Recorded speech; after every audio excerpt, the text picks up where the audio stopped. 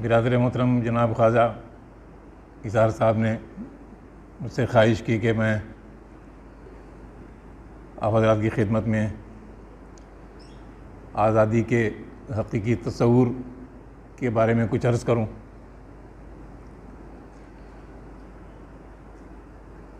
ख़ुद ख्वाजा साहब ने अभी थोड़ी देर पहले हिंदुस्तान में आज़ादी के सिलसिले में मुसलमानों का जो किरदार रहा है उस पर जो गुफ्तगू फरमाई है,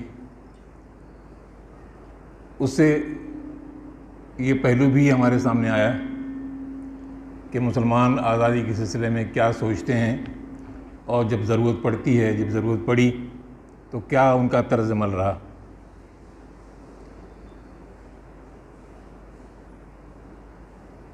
हम सब जानते हैं, हमारी तारीख़ है, इसको कुरान करीम ने बड़ी ख़ूबसूरती से पेश किया है कि दुनिया के पहले इंसान हज़रत आदम को अल्लाह रब्बुल आलमीन ने जब ज़मीन पर उतारा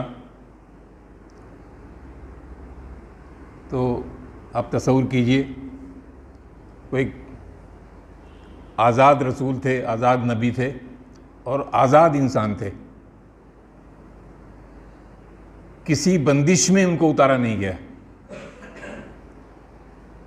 बल्कि इसके बरक्स उस वक्त ज़मीन पर जो कुछ ज़राए वसाइल अल्लाह रब्बुल आलमीन ने बर्पा कर रखे थे वो सब आपकी दस्तरस में रखे गए, अता किए गए। यानी सबसे इस्तिफ़ादा करने का मौका आपको अता किया गया।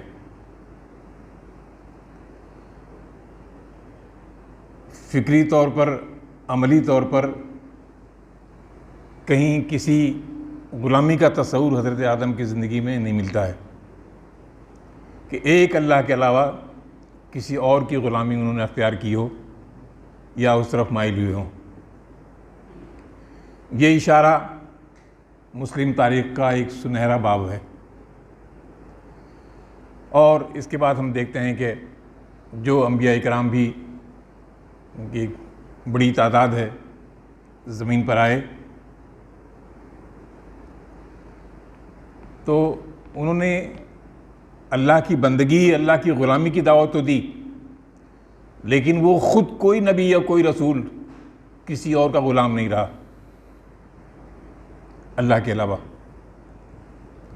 सब ने अल्लाह की बंदगी की दावत दी और किसी और की बंदगी में इंसानों को डालने की कोशिश नौज़ुबिल्लाह किसी ने नहीं की। ये बड़ा तारीख़, बड़ा सुनहरा पहलू है इस्लामी तारीख़ का।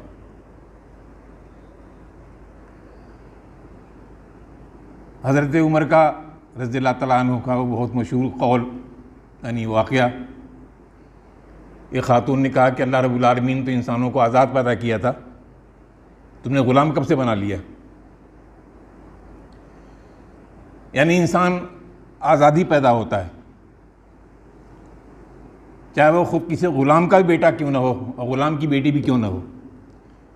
जब वो पैदा होता है और पैदा होती है तो उस वक्त तो आज़ाद होता है वो। फिर वो मुख्तलिफ़ जगड़बंदियों का शिकार अपने हालात के अतबार से हो जाता है, ये और बात है। लेकिन इंसान जब ज़मीन पर पैदा होता है तो वो आज़ाद होता है। इस तस्वुर को मुसलमानों ने हमेशा हिज़्ज़-ए-जाँ बनाए रखा कि उसे आज़ाद रहना है और बंदगी करनी है तो सिर्फ़ एक खुदा की बंदगी करनी है, और हालात कुछ भी हों वो कुल हुवल्लाहु अहद के अलावा और कुछ नहीं कहता।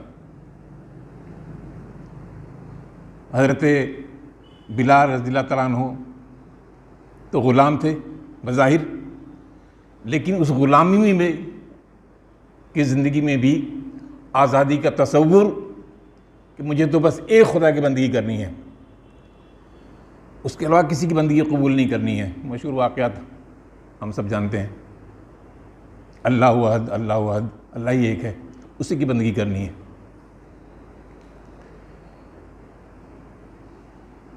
इस तस्वुर के साथ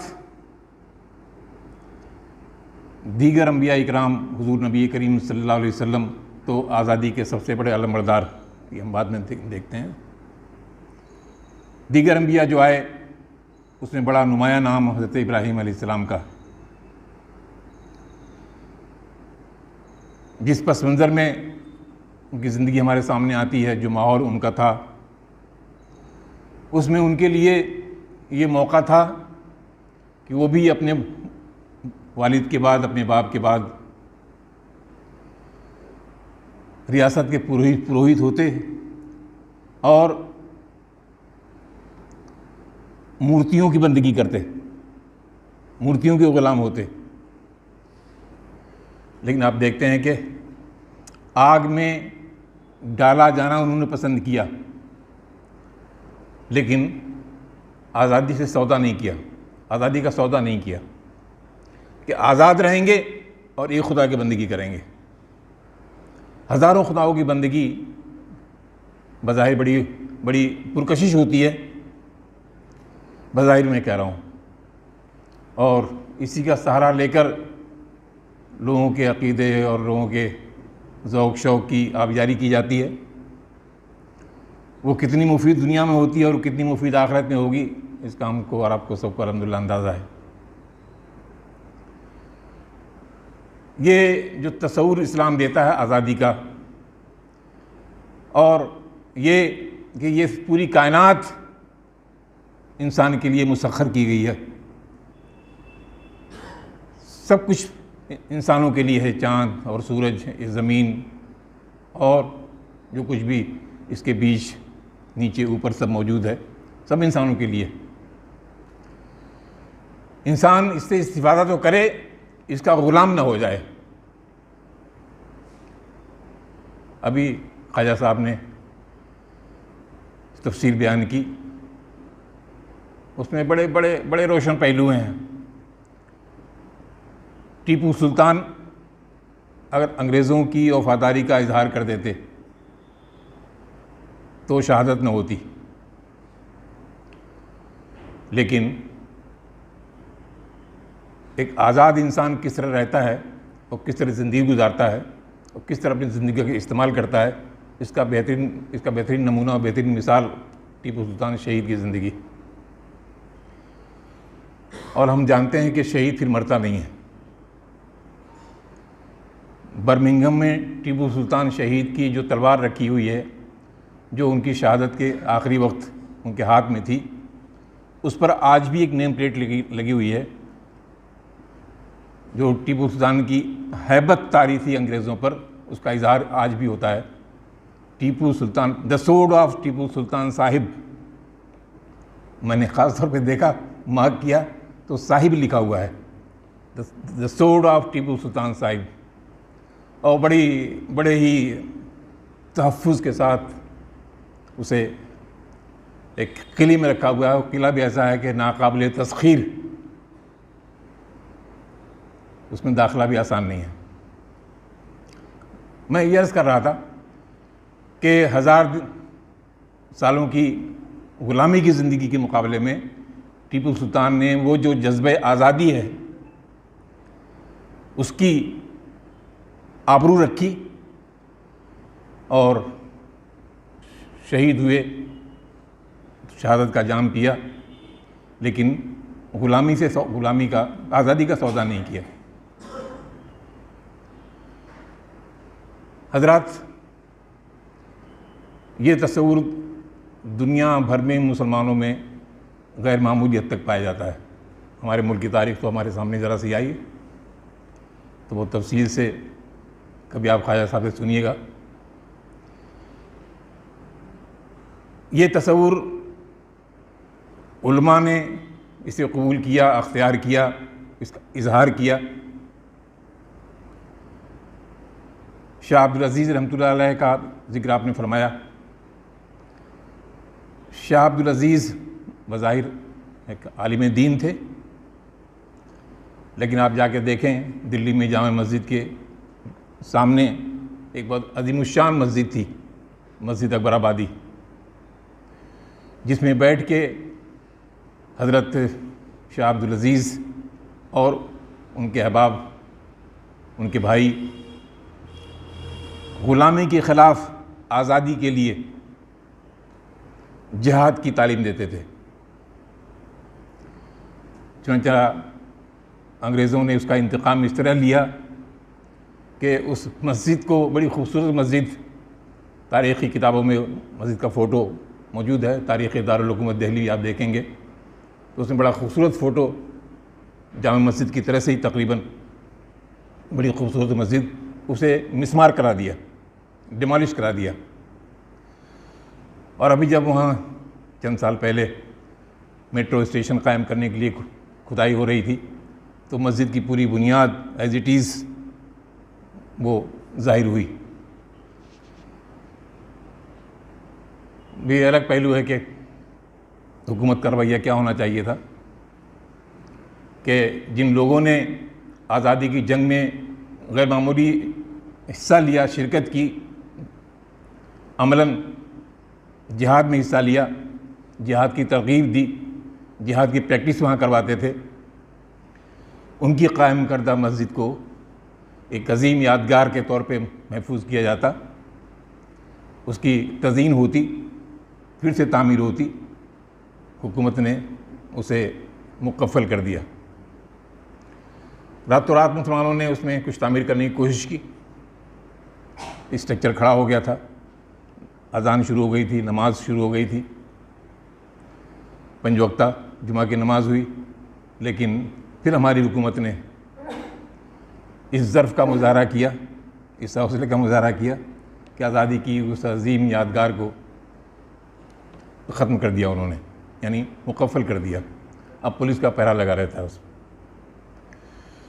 मैं इशारा ये कर रहा हूँ दोस्तों कि आज़ादी का तस्वुर मुसलमानों के जहन में हमेशा रहा, इसलिए कि एक खुदा की बंदगी, एक खुदा की परस्तिश, ये हमेशा उसके जहन में रहती है और रहनी भी चाहिए।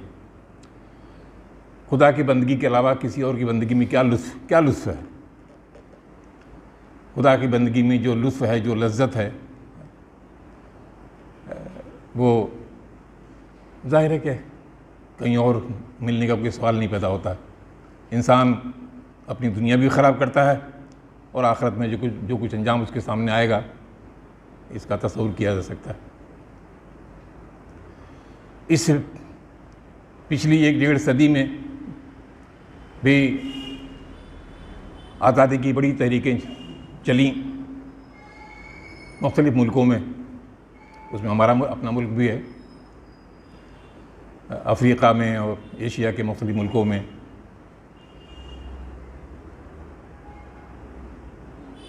ये बड़ी ट्रेजेडी है, बड़ा सान्या है कि जो कौम आज़ादी के अलमबरदार रही और है, बनाई गई,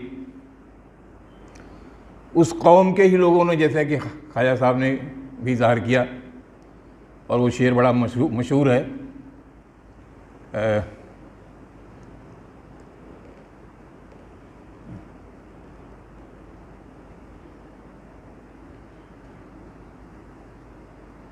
मीर जाफ़र अज बंगालो मीर सादिक अज दकन, नंगे दी नंगे वतन, नंगे दी नंगे मिल्लत, नंगे दी नंगे वतन। ये ट्रेजेडी भी मिल्लत की कह लीजिए कि ये सिलसिला भी साथ साथ मुनाफिकीन का इस मिल्लत के साथ रहता है। चुनांचे सैयद कुतुब रहमतुल्लाह अलैह को मालिम फ़ी तरीक़, जो उनकी मशहूर किताब है, अरबी में, उर्दू में तर्जुमा यहाँ भी हुआ है और पाकिस्तान में भी हुआ है, उसको लिखने के जुर्म में आप सोचें कि जिसकी पजीराई होनी चाहिए थी, जिसकी इज़्ज़त अफ़ज़ाई होनी चाहिए थी और जिसको एक ऊंचा मनसब व मुकाम अता किया जाना चाहिए था, बहुत बड़ी शख्सियत तालिब इस्लाम की, उसको फांसी दे दी गई। और फांसी देने वाले कोई यहूदी नहीं थे, कोई गैर मुस्लिम नहीं थे, सब मुसलमान ही थे। लेकिन इसके बीच में जो बात मैं इशारतन कहना चाहता हूँ वो ये कि सैयद कुतुब ने जमाल अब्दुल नासिर की ग़ुलामी कबूल नहीं की, ज़हनी ग़ुलामी, फ़िक्री ग़ुलामी, आज़ादी से सौदा नहीं किया। नासिर के एलचियों ने 1 बार 2 बार 3 बार जाके गुजारिश की सैयद कुतुब से कि आप हुकूमत में जो चाहे मनसब ले लें, मिनिस्ट्री जो चाहे वजारत कबूल कर लें, ख़ास तौर पर आपका तालीमी ज़ौक़ है तो वजारत तालीम कबूल कर लें, लेकिन बस ज़रा सा लिख दें कि मेरा इख़वानुल मुस्लिमीन से कोई ताल्लुक़ नहीं है, उससे बरत का इज़हार कर दें। इसमें होता भी क्या है, ठीक है, कुछ इस्तीफ़ा दे दीजिए। सैयद कुतुब ने आखिर में जो बात कही वो बड़ी तारीख़ के सफ़ात में हमेशा दर्ज रहेगी। उनका मुझे मालूम है कि नासिर को मेरे सर की ज़रूरत है, तो सब बहाने हैं कि ये लिख दो और ये पढ़ दो और ये कर लो और ये वजारत ले लो, असलन तो ये सब बहानेबाजियाँ हैं। असलन तो नासिर को मुझे सर की ज़रूरत है। और फिर उनको गिरफ़्तार कर लिया गया और फिर ओपन जीप में उनको सड़कों पर से गुजारा गया और फिर आखिरकार फांसी दे दी गई। अल्लामा इकबाल ने कहा है, निशाने मर्द मोमिन बातू गोयम, जुमर गायत तबस्सुम बर लबे उस्त। हमारा रेडियंस वीकली जो अखबार है, जिसको तकरीबन 60 साल हो गए निकलते हुए, उसके पहले शुमारे के फ्रंट पेज पर सैयद कुतुब की वो तस्वीर आज भी देखेंगे आप, मुस्कुराती हुई फांसी के तख्ते पे जा रहे हैं। मतलब ये था कि आप फांसी हो ही जाएगी, गिरफ्तारी का मतलब ये था, लेकिन मोमिन के चेहरे पर कोई रंज, कोई अफसोस, कोई तासुफ अल्हम्दुलिल्लाह नहीं था, एक मुस्कुराहट थी चेहरे पर। मौलाना मौदूदी अलैहि रहमा के बारे में ये बात आती है कि उनको भी ग़ुलामी का परवाना दिया गया। मौलाना ये सब जो बखेड़ा आप फैलाए हुए हैं छोड़िए, तर्क कीजिए। ये रहे पैसे, एक बड़ी रकम अयूब खान ने ऑफ़र की कि आप तो कोई इंस्टीट्यूशन कायम कर लीजिए और कोई तसनीफ़ी तालीफ़ी कुछ काम कीजिए आप, और ये जो आप तहरीक वहरीक चला रहे हैं, जमात कायम कर रखी है, ये सब ख़त्म कीजिए। मौलाना ने उसी सैयद कुतुब की तरह से ये जवाब दिया कि आप ये चाहते हैं कि सियासत में सिर्फ शैतानी काम करें, मुसलमान सियासत को एक पाकीज़ा रंग और पाकीज़ा रूप देने की कोशिश न करें, मुझसे आप ये चाहते हैं? ये कह के निकल आए उनकी महफिल से, जनरल अय्यूब की महफिल से।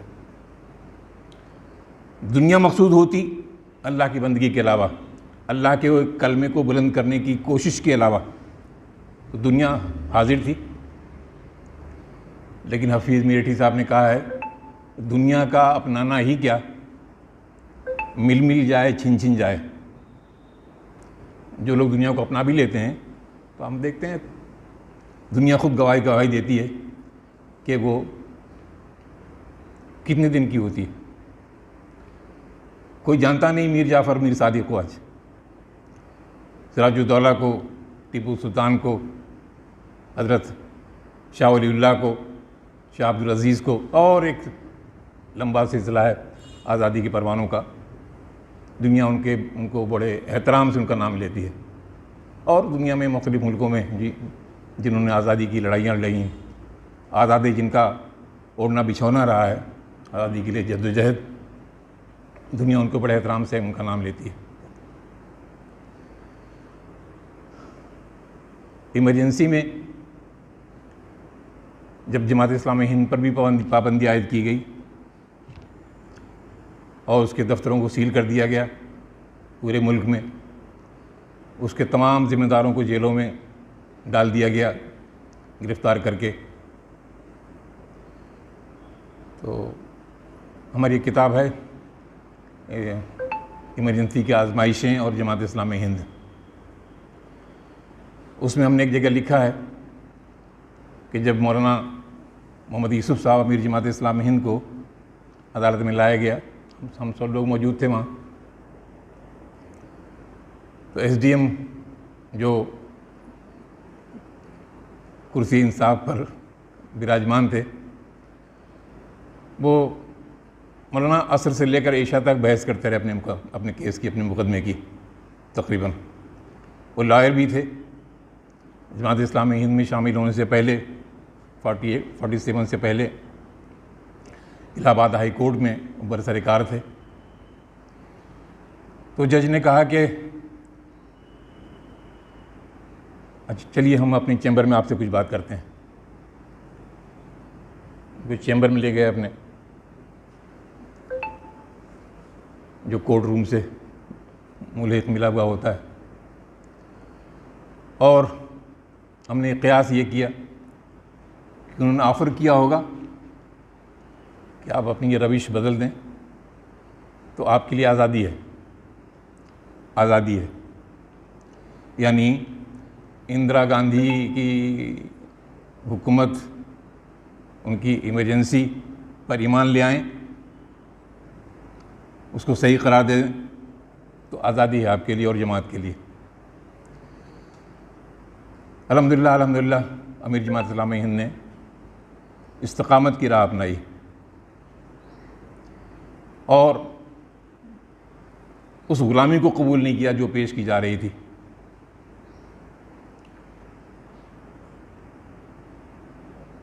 फिर जज ने कहा कि हम आपको जेल में एक क्लास दे देते हैं, एक क्लास ABC 3 क्लासें होती थीं। उन्होंने कहा कि जब जेल जाना है तो इससे क्या गरज कि A क्लास मिलती है कि B क्लास मिलती है कि C क्लास मिलती है। अल्लाह की राह में अगर कोई आजमाइश है तो अल्लाह ही उसमें साबित कदम रखता है। फिर एक बहुत अहम बात जेल में ये हुई कि अमीर जमात ने कुछ दिनों बाद वज़ीर-ए-आज़म मिसेस इंदिरा गांधी को ख़त लिखा। वो ख़त भी हमारी किताब में आखिर में शामिल है, अंग्रेज़ी का। मौलाना की अंग्रेज़ी बहुत प्यारी थी, बहुत प्यारी अंग्रेज़ी लिखते भी थे और बहुत अच्छी अंग्रेज़ी बोलते भी थे, बहुत खूबसूरत। उस ख़त में आखिर में मौलाना ने ये लिखा, पहले तो जमात इस्लामी का तारुफ़ कराया और ये बताया कि आपने गलत तरीक़े पर एक जमहूरी और आइनी उसूलों की पाबंद जमात को पाबंद किया है, पाबंदी लगाई है, गैर कानूनी है, गैर अखलाक़ी। और मैं आपकी तफ़हीम के लिए कुछ बातें अर्ज़ कर रहा हूँ। तो मौलाना ने तफसील से जमात का तारुफ़ कराया और किस तरह से मुल्क में आइनी हुदूद की पाबंद रहकर वो अमन व अमान के एक माहौल को पैदा करने की कोशिश भी करती है और उसके लिए जद्दोजहद भी करती है और उस माहौल में अपनी दावत और पैगाम पेश करती है। लेकिन आखिर में ये लिखा कि मेरी इस तहरीर को आप माफ़ीनामा न समझिएगा, इसलिए कि उस वक्त ये हो रहा था कि बहुत से लोग, ख़ासतौर पर हमारे गैर मुस्लिम दोस्त, माफ़िया मांग मांग के जेल से निकल रहे थे माफ़ीनामा पेश करके। मौलाना ने लिखा कि बराए करम आप मेरी इस तहरीर को माफ़ीनामा न समझिएगा, मैंने तो महज हक़ाइक़ आपके सामने रखने के लिए कुछ बातें अर्ज़ कर दी। ये मैंने जस्ता जस्ता कुछ चीज़ें आपकी खिदमत में पेश की कि अगर आज़ादी का हकीकी तसव्वुर और सिर्फ एक खुदा की बंदगी, एक खुदा की परस्तिश और उसी बारगाह में सजदा रेज़ी और फिर तमाम बारगाहों की सजदा रेज़ियों से आज़ादी का तसव्वुर अगर इंसान के ज़हन और दिल में हो